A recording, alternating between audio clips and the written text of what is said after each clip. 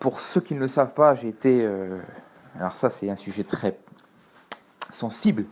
J'ai été un membre du mouvement de la franc-maçonnerie pendant 5 ans, après avoir franchi tous les grades, c'est-à-dire d'apprenti, de compagnon et de maître. Donc cette chronique, cette intervention tourne autour de cette association de la loi 1901, hein, qui reste avant tout une association, il faut le dire, qui remonte à plusieurs siècles et qui est donc la franc-maçonnerie. Alors vous savez que c'est un sujet particulièrement sensible, délicat. Certains y voient toujours des complots, des techniques d'influence. Bref, moi j'en sors. Ça fait maintenant 3 ans que j'ai décidé d'en sortir. Contrairement à la secte, j'aimais bien l'expression qui disait autant maçonnerie on peut y rentrer difficilement, autant on peut en sortir très facilement.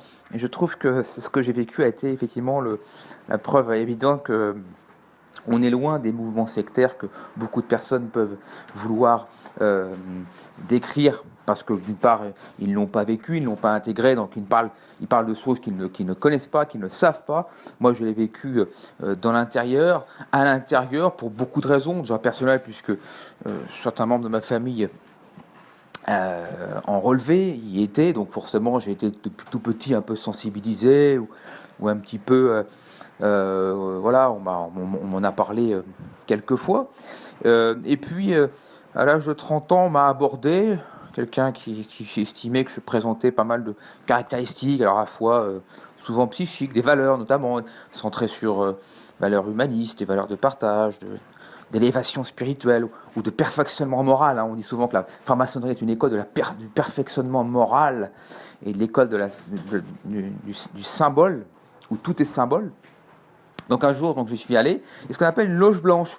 La loge blanche, vous savez, c'est un peu comme des portes ouvertes pour une grande école. Vous y allez avec un de vos pas parrains, mais en tout cas quelqu'un qui est membre, et puis vous assistez à des loges blanches ouvertes qui vous permettent d'entrevoir un peu, de sentir comme un échantillon finalement un peu l'ambiance, l'atmosphère, et puis quelques principes de base, sans vous révéler bien entendu toute la vérité et tous les détails qui comportent, qui correspondent à cette aventure humaine, parce que c'est une aventure humaine et collaborative. Donc j'étais allé il y a 30 ans, puis finalement, au fond de moi, j'étais un petit peu jeune. J'ai préféré un petit peu repousser mon adhésion. Et c'est à 35 ans que j'ai voulu effectivement y aller, parce que j'avais besoin de m'enrichir personnellement, mentalement, moralement, humainement, artistiquement, parce que je trouve qu'il y a quand même aussi beaucoup en maçonnerie d'éléments... il y a beaucoup d'occasions de comprendre la force et la puissance des symboles. Vous savez qu'on parle souvent de la pierre brute, travailler sur la pierre brute, ce que ça signifie, et autres découvertes de ce genre. Alors la maçonnerie, effectivement, donc, comme je vous le dis, donc c'est une école, une association qui réunit un ensemble souvent d'hommes. Alors c'est vrai que souvent c'est des gens qui sont quand même assez, il faut le dire, qui sont quand même favorisés, même si la question souvent qu'on me pose, c'est comment y rentrer. Je crois que j'ai vu des gens y rentrer avec une simple lettre de motivation, qui n'étaient pas forcément des gens qui étaient ministres, ou pas forcément qui étaient pistonnés, ou qui pas forcément étaient aidés. Simplement, ils étaient irrésistiblement attirés pour y rentrer, que ce soit le Grand Orient, la Grande Loge nationale de France, le droit humain, que ce soit également loge mixte. Bon, j'ai vu des gens sans réseau, sans parrain, y rentrer aisément parce qu'ils avaient une foi dans cette aventure humaine, une foi de découvrir des gens, de nouvelles personnes, et puis de vivre une aventure, de travailler à son perfectionnement moral. Donc moi, j'ai eu la chance effectivement d'avoir un parrain, ce qui m'a effectivement aidé. Et alors évidemment, j'ai vécu l'ensemble des passages initiatiques, ce qu'on appelle le passage notamment sous le bandeau, ou même avant, j'ai été reçu par plusieurs inspecteurs qui ont essayé un petit peu de savoir un petit peu moi qui j'étais, ce que j'étais, si je n'étais pas membre du Front National ou si j'étais quelqu'un de dangereux. Ce sont des précautions d'usage pour pouvoir filtrer des personnes peut-être malveillantes ou mal entreprenantes. Donc voilà, vous êtes toujours reçu par des gens qui vous inspectent et qui passent un peu votre vie au crible pour savoir si vous pouvez, en tout cas, rejoindre cette communauté. Voilà, donc moi j'ai vécu donc ces 3 grades qu'on appelle le stade de l'apprenti, qui vous donne une réserve qui vous astreint, on pourrait dire, un devoir d'écoute, parce qu'on estime que quand vous êtes apprenti, vous êtes quelqu'un qui est là pour apprendre et pour entendre. Donc vous n'avez pas le droit de parler pendant 1 an, ce qui est une belle école d'écoute. Donc je pense que l'écoute est une valeur importante en communication dans la vie. Donc c'est vrai qu'un an d'écoute, c'est quelque chose d'étonnant. On écoute les gens, les frères parler, évoquer des sujets, des thématiques, notamment leurs planches, les planches qui sont dans des dissertations, sur des sujets comme moi j'ai eu, vraiment, est-ce que l'art est-il une condition du progrès humain? Ce fut une de mes thématiques que j'ai été amené à développer pendant quelques temps, à travailler. Puis après, je suis devenu compagnon. Alors, tout ça entrecoupé effectivement de cérémonies qui sont rentrées dans le détail, hein, bien entendu, parce que je n'ai pas envie de révéler des secrets, mais des cérémonies qui ponctuent le passage à des grades. Voilà, donc j'étais après compagnon, où j'étais là plutôt aussi pour guider mes frères apprentis, donc des gens qui venaient à peine d'arriver. Puis après, je suis devenu maître au bout de 5 ans, où là vous êtes censé être le porteur, écoutez, d'une certaine expérience, connaissance du mouvement, et vous prenez des responsabilités qui vous permettent notamment aussi de voyager dans différentes loges. Vous n'êtes pas forcément contraint de rester dans la même loge dans laquelle vous êtes. Moi, j'étais au Grand Orient, notamment près de Cadé. Voilà, donc après vous pouvez voyager, migrer vers d'autres langues et puis voilà, découvrir d'autres frères ou sœurs. Hein. Alors c'est vrai que le mouvement maçonnique est plutôt masculin, même si Grand Orient a amorcé quelques métamorphoses en essayant d'accueillir un peu plus de femmes. Alors certains frères diront que les femmes ne sont pas bienvenues parce qu'elles peuvent perturber les sens et peuvent perturber un peu la réflexion ou la profondeur de la réflexion, la profondeur de la recherche, du débat, de la conversation. Bon, moi, je trouve que ce sont des débats un tout petit peu désuets, obsolètes. Maintenant, il y a des femmes qui peuvent entrer au Grand Orient. Et je pense que c'est une belle évolution. Donc moi, personnellement, j'en ai gardé un excellent souvenir. Il y a une chose que j'ai beaucoup appréciée en maçonnerie, c'est que c'est le seul endroit où vous pouvez parler sans qu'on vous coupe la parole. Et Dieu sait qu'en France, aujourd'hui, les gens ont tellement besoin, non pas de vous entendre, mais toujours de rebondir ou toujours de vous couper. C'était vraiment le seul endroit où j'ai pu parler sans qu'on m'interrompt. Et avec une façon de faire également, une façon de procéder. Mais ça, j'ai beaucoup apprécié cette école de l'écoute.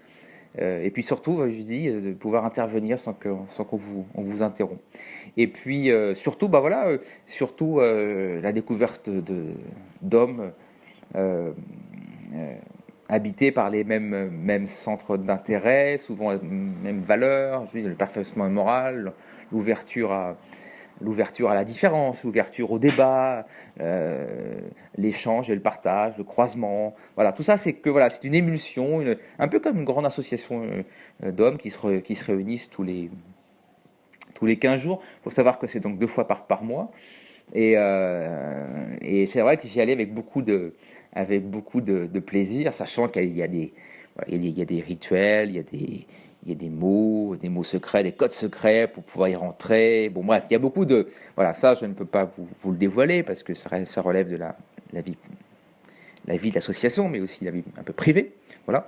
Et vous verrez, alors si un jour vous y allez, vous verrez un peu ce que c'est le tablier, l'écharpe, les gants... et un peu comme même un militaire, un ensemble de gestes symboliques qui viennent incarner un message et une signification. Voilà. Alors, la maçonnerie n'est pas un lieu secret, comme le dit souvent un peu la presse, on appelle les marronniers. Les marronniers, ce sont un peu des sujets un petit peu qui sont là pour un peu combler le vide des médias. Donc, c'est pas une société secrète, c'est une société discrète. Il faut bien savoir que durant la guerre, beaucoup de personnes juives ont été massacrées par par le Troisième Reich notamment, et puis par les Allemands, et que la maçonnerie était un des les lieux dans lesquels les peuples opprimés, alors pas uniquement les juifs, mais étaient recherchés. Et la raison pour laquelle beaucoup de juifs, effectivement, beaucoup de frères juifs ont migré, ont essayé d'adhérer à la maçonnerie pour être protégés. Alors souvent on dit mais oui voilà c'était une société secrète, mais pas du tout. Je crois que la maçonnerie est une association qui se protège, qui est discrète et qui est bienveillante bien entendu avant tout, mais qui a été effectivement aussi beaucoup portée par cette époque où beaucoup de gens étaient massacrés, beaucoup de gens étaient recherchés, pistés, et la maçonnerie était un lieu de protection. D'où depuis maintenant une association qui se protège, euh, qui garde encore peut-être un peu les reliquats de cette histoire, sombre époque. Voilà, donc il n'y a rien de secret, puisque en maçonnerie, on retrouve des gens qui sont, vous savez, il y a des médecins, des pharmaciens, des députés, des chefs d'entreprise, des gens tout à fait respectables, et qui ont l'envie de faire avancer le monde. Je me rappelle notamment, vous me rappelez de Simone Veil, qui était quand même une maçonne, et qui, grâce à elle, a quand même œuvré pour, vous savez, participer à l'élévation de la... euh, pour je cherche le mot justement à l'instant, pour l'IVG. Voilà, j'ai trouvé le mot pour que les femmes puissent effectivement un jour eh bien, ne pas avoir l'enfant qu'elles subissent ou qu'elles ont, et qu'elles puissent avoir un devoir d'avortement. Voilà, j'y arrive, excusez-moi. Voilà. Donc, par exemple, des grands débats de société comme ça, je ne sais pas si les gens le savent, mais il y a beaucoup de sujets, de grands débats de société qui ont été avant tout travaillés en maçonnerie, en loge, et qui après ont émergé un peu euh, pour, pour être votés et appliqués dans la société française. Donc aujourd'hui, je ne sais pas si c'est encore le cas, je le pense, mais je pense quand même que la maçonnerie a beaucoup moins d'influence qu'elle avait à une époque où elle avait un poids, une force de frappe, je crois, beaucoup plus forte qu'aujourd'hui, mais elle reste toujours, je pense, un pilier important, républicain. Chez moi, c'était liberté, égalité, fraternité, ce sont les symboles euh, de la maçonnerie, en tout cas dans le Grand Orient, comme j'ai pu vivre. Voilà. Et puis finalement, pour finir, moi j'ai décidé de partir, comme quoi on peut facilement y partir, avec un petit peu de regret, c'est vrai, parce que j'avais rencontré des frères vraiment passionnants, qui avaient beaucoup de vivacité d'esprit, de réflexion, vraiment des gens joyeux. J'avais plaisir à voir, à rencontrer.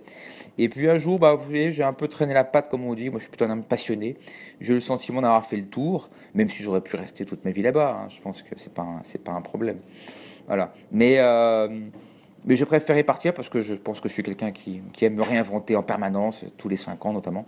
Donc j'avais fait le tour et j'ai préféré, écoutez, déposer mon écharpe et voguer vers d'autres océans. Sachez quand même que la moyenne d'âge est quand même assez âgée. Donc si vous avez 25 ans, bon, c'est un peu jeune, 30 ans encore, pourquoi pas.